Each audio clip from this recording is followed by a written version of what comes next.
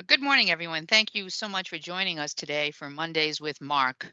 A few housekeeping announcements, particularly for those of you who are joining us for the first time. Your camera and your microphone. Kindly turn them off so that there are no distractions from Mark and his guest or for the other attendees. Questions and comments. We welcome them. There are two ways that you can bring them to our attention. First, in writing. You may enter them in the chat function in Teams. It's a little conversation looking bubble on your screen. Just click on that and then type it in there, and we'll monitor the chat throughout our time together this morning. The second way is verbally. You have two options here, both of which will permit towards the end of the program. You may either raise your hand in Teams, or when we indicate it's okay to do so, you may also unmute yourself. And if you're on the phone, you can unmute by entering *6. So until then, we do ask that you remain muted again so that we can hear our guest and our host this morning. Without further ado, I introduced our host for Mondays with Mark, our district director here in Rhode Island, Mark Hayward. Thank you very much, Lana, and appreciate everything that you do to put this program together. Lana's kind of substituting for Matthew, who, while he's out on paternity leave, and I had an opportunity over the weekend to see Matt and his wife and the baby, and they're doing absolutely great, and we appreciate Lana stepping in to make this go really easy, and that's the way we want it. Now, the gentleman who's on the screen aside of me is someone who's not anything but easy. You got to know Chris Maxwell, because he's just one of those people who just stands out. He can be a little bit verbose every once in a while when he wants to, but he's passionate about what he does and how he does it. The Rhode Island Trucking Association really is critical. Not only was it when you were going through the toll issue, Chris, but also today, because goods and services are really mostly over the road versus anything else. Even when they get to a destination, if they're coming from X to Y, to get to Z, you got to put it over the road in order to get it there. So it's really critical. I thank you for everything that you've done. You've been somebody who is, you have unequivocally, you have stood out and said, hey, listen, the truckers are important not only to Rhode Island, but they're important across the country. And that's really critical, because I don't really think people understand how much you're impacting, or what you do to impact our overall economy. So, Chris, why don't you just give us an explanation? I know you're a native Rhode Islander. Yeah. You grew up in another island, and no, it wasn't the Bahamas either. Yeah, I wish the Bahamas.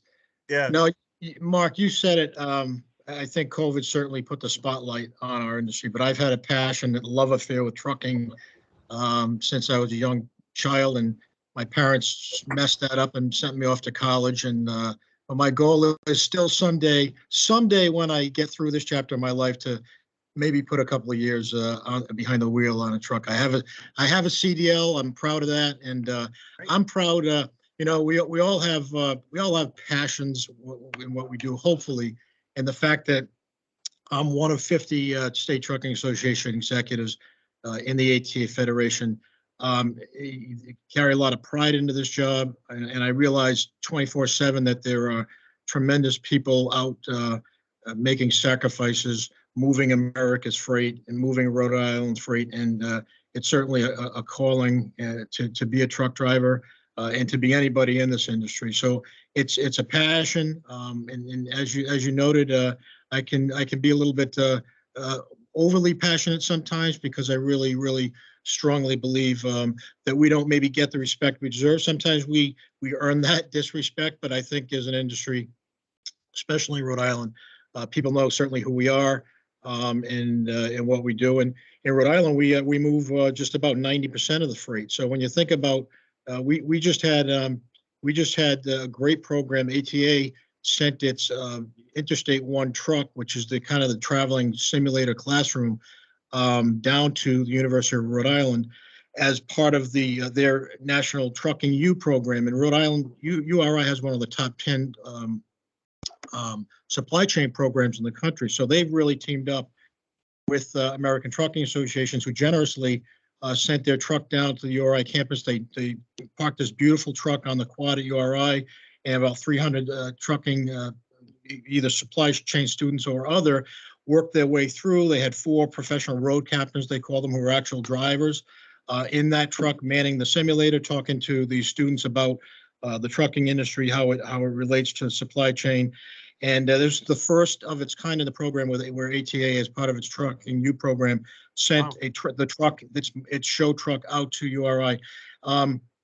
Very, very important that we not only inspire America's youth to appreciate trucking, but inspire them to enter the industry, whether it be in supply chain on the management level, or certainly behind the wheel as diesel technicians. So we have a duty to inspire the next generation. But that was a pretty cool program.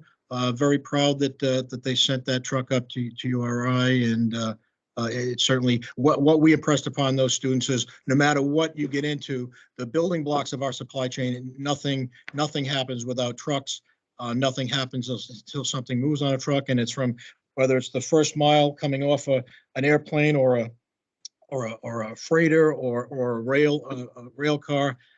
Usually it's the last mile that we cover, both first and last mile, which means it's dropping on the doorstep. So it's a fascinating industry, and it's truly a privilege to represent the many millions, 3.5 million truck drivers, 7.5 to 8 million people that we encompass as an industry. When you break everyone down, that is part of our whole industry. Yeah, I actually have a secret, because I would love to drive a truck. And my wife, because I can get in a car, Chris, and I can drive 10 hours and get beyond DC, but I would have to be a long haul. I couldn't be a short. I couldn't either. Yeah. So why don't we do this, Mark? Why don't maybe we'll get together, have a bourbon or whatever your choice is, and maybe we'll talk about doing a road team over the road for a couple of years. I know some company owners, they'll set us up with a nice unit, and we'll just drive 24/7 and see the country. Maybe we can do that. You would have to have a bourbon, because I'm non-alcoholic. I don't drink, so I'd have to either have a cup of coffee or a bottle of flavored water. That would be the two. But the interesting thing is, it really is about, and I've always thought about this, because they say, join the Army, see the country. Well, or join the Navy, see the world. Yeah. But really, truckers see absolutely everything. And I had a couple of friends who were driving long hauls. They were going between here and North Carolina and Virginia and down, the eastern slopes of Virginia. Mm-hmm. And they used to talk about, the beautiful mountains of the Shenandoahs and just the things that they see, that they saw. Let me tell you something. There's probably a lot of not good things, but just the beauty that America has. And I've always had that, desire maybe to do that. Maybe in retirement, Chris, this is something I should think about. Yeah. But I want to talk to you, because supply chain is clearly an issue. It's an issue today. It's an issue for small businesses, because we keep hearing from small businesses, A, they can't get the product, or B, if they get the product, they're not getting their whole allocation of product. And, what do you do from the Trucking Association standpoint to try to help? And we have a number of trucking industry people, local people who are in our portfolio. What do you do to try to help them on issues like that? Try to help the carriers. Well, I think right now the number one issue now is help them drive the driver shortage, which right. I think a couple of years ago was an over the road problem, because a lot of drivers didn't want to go over the road. They wanted to stay local. So you could, the local film, the local jobs wasn't as difficult, but that's really morphed into a critical national issue, 80,000 to 100,000 short. It's growing by the day with a more insatiable desire for, next day or same day delivery. So our issue as an association with our foundation as the front end, as the Rhode Island Trucking Association, is to start using the tools we have, whether it be legislative tools on the national stage, which is going to now start allowing 18 to 20-year-olds who historically couldn't drive across state lines. There's a pilot program out there that's going to allow kids freshly out of high school to jump behind the wheel. We lost so many potential truck drivers because they would graduate at 18, go into another field, whether it be construction or the military, and they didn't really have an immediate pathway. So it looks like this apprenticeship under the infrastructure program is going to start allowing 18-year-olds to get behind the wheel with a lot of controls, with a lot of crash technology, with a driver mentor, a lot of hours, and certainly not everybody is equipped to get behind the wheel. But I think that's going to be somebody starting off, Chris. What would be the starting well, salary? Locally, you could see probably $60,000 to start. I know Walmart just advertised $110,000. It's a great, if you want to get out and see the country, and you're certainly going to work hard, but the technology of today is fascinating. The trucks that they're driving are really they're really equivalent to motorhomes when you think about it. The crash aversion technology, the telematics, the logging devices, the everything is just, these things are just fascinating, pieces of equipment. So we're hopefully gonna use these tools to start getting into high schools, start talking to young aspiring kids that maybe don't have an idea, maybe to start inspiring them to look at a career in trucking. We have a shortage for a couple of reasons. I think COVID impacted a lot that didn't want to come back, or that were just tuckered out and were done after because of the effects of COVID and being away. We have a mean average of 55 to 60. So a lot of drivers are aging out. Very strict health requirements. A lot of drivers lose their ability to drive because they're disqualified. So there's a lot of things driving that. I think the problem here is this new generation that we're trying to attract. They have we used to have a few beers in our day. They have a different enjoyment, and marijuana, with its legalization, whether it's for recreational purposes or medical or even CBD, is incompatible with driving a truck. And that's just not about the reactivity time when you're impaired behind the wheel. That's really not the issue. The issue is you can get popped for a positive test up to 30 days or even more after a test. So it's clearly incompatible with driving a truck. So we're looking at that as a roadblock to this new generation that sees that as their vice and their enjoyment. How frequently are they tested, Chris? Drivers are tested really on three platforms. They're tested as most companies do, under federal motor carrier standards. They have a pre-placement test before they're hired, obviously, and get behind the wheel. Then they all participate in a random drug and alcohol testing program. So that's all computerized and random, but a random can pop up any day. And then obviously we have post-accident testing, and then reasonable cause if we see somebody that has some issues in the workplace. So there's very strictly regulated. The average truck driver has a tall order that really impinges upon their personal life when it comes to health, when it comes to the hours, when it comes to personal use of marijuana or other drugs. Not that we condone that, but again, with the new world we see with the incompatibility of a legalized drug, something's going to have to be done. There's a statistic. The Drug and Alcohol Clearinghouse was rolled out. That was a federal motor carrier safety initiative in January of 2020. Since then, about 120,000 positive tests for marijuana, of which 90,000 of those drivers have chosen. After your positive test, you need to go to what they call an EAP, Employees Assistance Program. Speak to a substance abuse professional. You are prescribed a return to duty protocols. You have an uptick and more frequent tests. And you also have to be entered into the Alcohol and Drug Clearinghouse. Well, of those 120,000, about 90,000 of those that tested positive have chosen not to re-enter the industry. So that's the acute, really, example of many people are just saying, it's usually youth, younger drivers are saying, I'm just not going to sacrifice to be on the road anymore if it's going to impinge upon my personal life. I want to choose marijuana over a career in trucking. So they're going to go find something that's not as intrusive on their personal life. So we got a lot of challenges. And I know you've been involved, as I have, in the Rhode Island Business Coalition's discussion as to, what the impacts are going to be as we walk down this road. But the other thing I wanted to point out, Chris, is the fact that you're talking about young people getting into the industry. We're talking about male and female. We're talking about women and men across the board. And are you seeing an uptick in the number of women who are becoming long haul and short haul drivers? Absolutely, and obviously our industry is going to be dependent upon women, and certainly we're doing things in the industry to make it more attractive to women, and on many things, everything from uniforms that might fit differently for a woman to safe parking to facilities on the road. Right. So there's certainly an uptick. We're proud to say we are proud. I think we're the only state trucking association that actually has a chapter of the Women in Trucking, the National Powerhouse Women in Trucking Association. So we clearly see that. My equivalent, the person that held my position back in the 60s and 70s, Lena Daly, for whom we named a scholarship.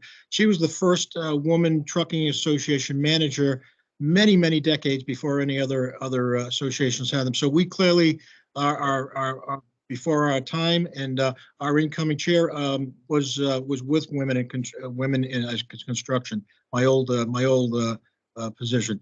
So our incoming chair, Deborah Katz, was formerly with the Women Trucking Foundation. So we clearly see that women are the future in trucking, and we're doing everything we can to make that an attractive career. Right Just now. out of curiosity, Chris, what's the percent? Do you know what the percentages of women that have entered into the industry, just off the top of your head? Off the top of my head, I'd say it's 5 to 10%. Okay. I think So that's there's off the top of my growth head. there. I mean, that's something. Look, there's room for growth, and it's going to be a great career pathway for any gender, any walk of life, any race, any creed, color. It's a great calling, but it has again factors that people have to consider. It's not a layup by any stretch. There are a lot of challenges, and again, it does require that you make some personal sacrifices and be alcohol and drug free, and many other things. Healthy, you have to clearly toe the line when it comes to staying fit, because you could have you could I mean, I'm a borderline diabetic. I mean, quite frankly, imagine if you've been driving, you're in your 40s, have a family, and all of a sudden you come down with a condition, whether it be diabetes or a heart condition or something else that disqualifies you. So that's another factor in the back of people's mind. You Right. could have your career taken away like that. So there's a lot of factors people have to consider, and that's one of the things I think those are factors that are driving people away from the industry. I got a bunch of areas I want to get into, Chris. One is, we talk about, we've talked about, you mentioned Walmart, and I know there's Dewey Pyle, and there's a whole bunch of big, large firms. But what about the independents? I mean, there's a lot of people who are independents who will take long hauls or short hauls from X to X. What's the percentage of that? And I know that there's an investment because we have financed some of them, Chris. The trucks themselves, and they are a pretty penny, but there's also a very large remuneration for that as well. Right. So we have a great number of our members are owner operators.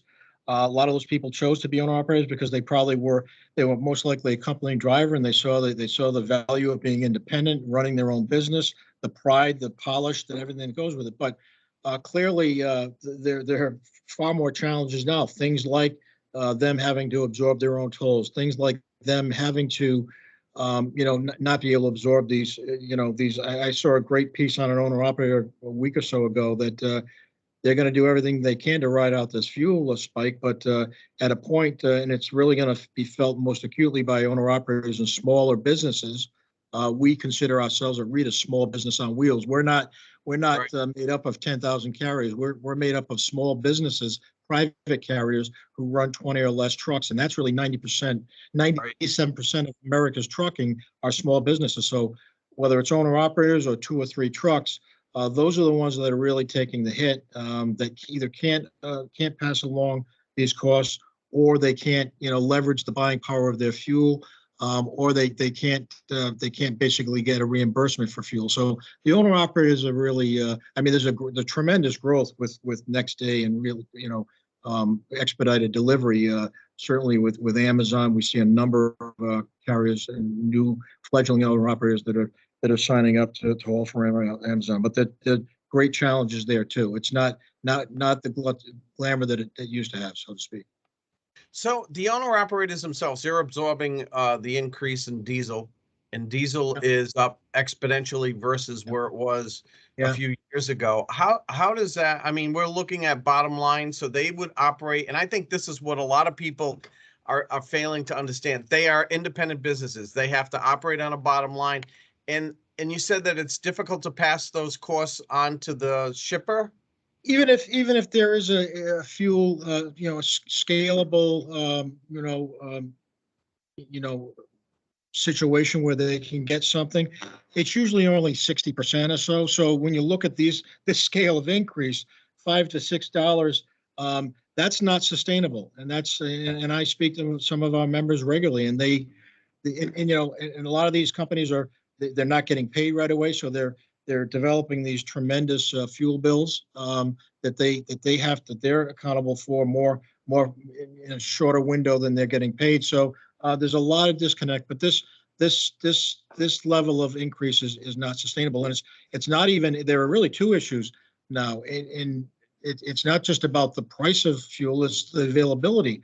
Right. Just over the weekend, one of my members sent me a notice from one of the, I won't name the company, but they're a member, and they're a national truck stop fuel supplier, and they're actually putting out letters to their customers saying, "Hey, there's a shortage now, but we think we got you covered. We're doing our best to keep our facilities what they call wet, meaning we're doing our best to keep our facilities pumping fuel, but it's becoming a challenge. But we assure you, we'll have fuel there. So not only are you paying $6 a gallon, but you're also logistically making sure that when you get to a facility that there's going to be fuel for you to fuel up and keep going. So that's really even more eerie, I think, of a challenge for us than even the spike in fuel.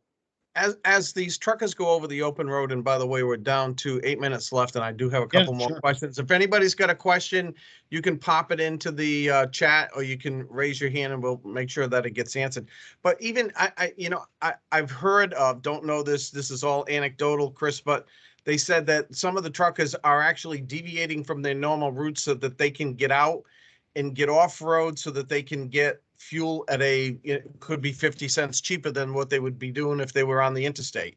And I mean, but there's two methods to this. One, you're going to get off road, you're going to put on more miles, but also you're going to get it 50 cents cheaper. I mean, that's how people are looking at these things. These are the independents. Is that a fact? That's how desperate they are. But in our situation, most trucking companies are operating under IFTA, the International Fuel Tax Agreement. So wherever they buy, really, that fuel tax. I mean, a lot of people will slip over the road to buy cheaper in Massachusetts, say, or Connecticut now because they have a fuel tax holiday. But really, for most over-the-road truckers, you might be getting a better price, but on scale, you're paying pretty much what your miles have traveled based on the fuel tax of that state. So I don't doubt at all that that's happening. The desperation is causing desperate measures to jump off the interstate, and I think that would be more the case for an owner operator, a small operator, as opposed to a large carrier like a Swift or a CR England or a Walmart or something like that. What about the biggest thing now is the electric vehicles and the driverless vehicles. What kind of information do you have? I mean, driverless vehicles would make everything a little bit different, and I know somebody said, well, it's driverless, but it's not, because there's an operator that, can you give, what kind of information do you have there?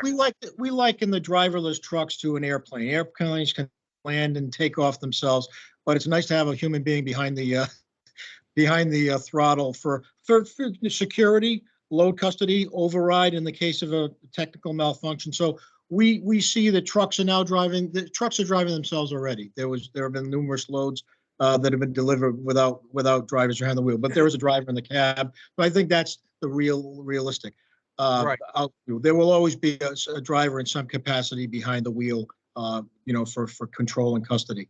As far as trucks and electric, we're working with the local authorities, DEM, about the longer term picture as far as electric vehicles. But we're going to be burning diesel for another 20 years. You can rest assured we're not even close. There's going to be some experiments. There's going to be some local programs for municipalities and some of the companies that can afford and have a kind of an obligation to lead the way. But we're going to be burning diesel, clean diesel. Mind you, the diesel that we're burning, the trucks that are burning diesel now are there's no emissions coming out of these trucks. It's clean diesel to begin with, and we're going to be burning diesel for another couple of decades anyway before we really evolve into zero emissions electric.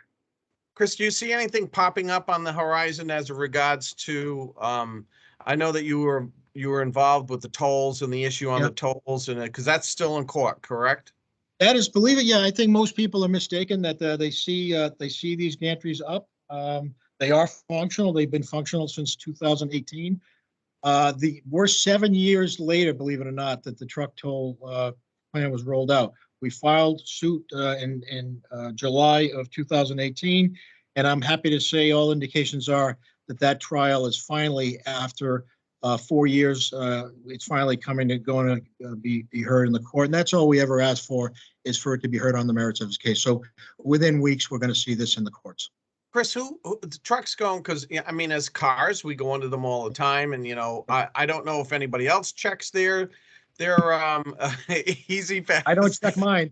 I check mine too, but the question is, which trucks are actually paying? We know it's probably the 18-wheelers, but there are others, right? It's only tractor trailers. It's only tractor trailer articulating a combination with what we call a fifth wheel, one cab tractor that's attached by what we call a fifth wheel. So it's only on tractor trailers, which is one of our concerns about the constitutionality of it. Okay.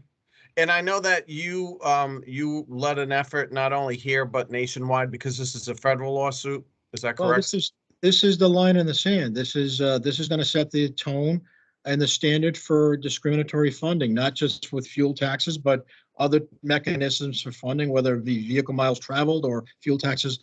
This is the line in the sand. This is, as I like to say, Lexington Concord for the trucking industry in terms of discriminatory funding. Rhode Island is a benchmark case, and that's why it's so important to us. Right. We're down to only 2 minutes left, Chris. It's amazing how quickly things go, particularly on Mondays with Mark. And I first want to thank you for coming on. This is a tremendous amount of information, not only for me, but for everybody. And we have a lot of people who have joined us during the last half hour to listen to you talk about the critical nature of truckers, not only to the nation, but in particularly to Rhode Island. What would be the parting word that you would want to tell everybody that they need to be cautious of and they need to be supportive of? Well, just understand that the average truck driver is making tremendous sacrifices to get you everything, as we like to say, you wear, watch, drink, drive. So there's a lot of people behind that, but it starts with the truck driver. So be appreciative of that. I think that we're giving back. We're having next Sunday, the 22nd. We're going to raise a lot of money for the Special Olympics of Rhode Island. We'll have a convoy of 40 or 50 trucks loop the state with a state and municipal and the Rhode Island sheriffs as an escort. We do it every year. It's an opportunity for us to give back using our polished equipment and our professionalism. So, and this is who we are as people. We're good. We're good people. We're a great industry. Some of the people, that's why I'm so proud of being in the industry, because from the truck driver up, the type of people, they're regular, honest people that just want to be left alone to deliver the freight. And I think that's going back to the tolls 7 years ago. That's all we want, is to be left alone to do our jobs, and that's all we want to this day. So, and one more thing, tomorrow starts the 72-hour road check. It's a 72-hour level 1 inspection program that's put on every year. It's all of North America, Canada, US, Mexico. There's a 72-hour deep dive inspection to all the trucks that are traveling through Rhode Island and North America. So that's the flip side of the coin. We're very compliant people. We pay our bills on time, and we don't get paid unless we deliver the goods. And it's a pretty noble calling. And I think, you know, you talk about safety and safety being a huge issue within the Trucking Association. Chris, believe it or not, the 30 minutes have now expired. I want to thank you very much for coming on Mondays with Mark. I really appreciate our friendship. I appreciate just the tremendous amount of information, Chris, that you gave over this period of time. Things that I didn't know, except for you and I are going to get into a big rig at some point. We're going to go. You got it. You got it. Thank you, everybody. My honor and my privilege, Mark. Thank you. Thanks. Have a great day, everybody. Bye now.